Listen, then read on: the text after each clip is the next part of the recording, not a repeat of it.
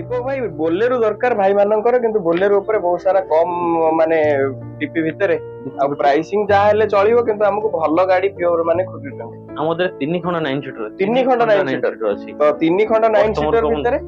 आमे वर्तमान प्रथम मॉडल 9 सीटर देखिया भाईଙ୍କ पाखरे वर्तमान ये अछि आपनकर कटक 2020 रजिस्ट्रेशन ଗାଡି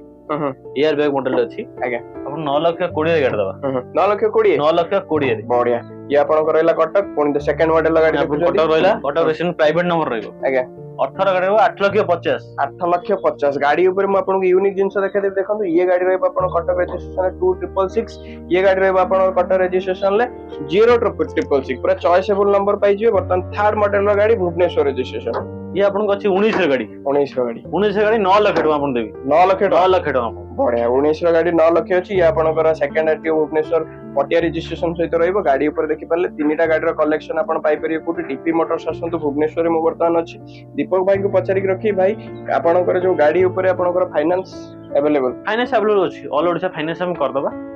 डीपी आपनको से 2 ରୁ 2 कोटी भीतर हम धरि चलंतो ता भीतर लोन करे तो निश्चित विजिट करंतु डीपी मोटर्स भुवनेश्वर।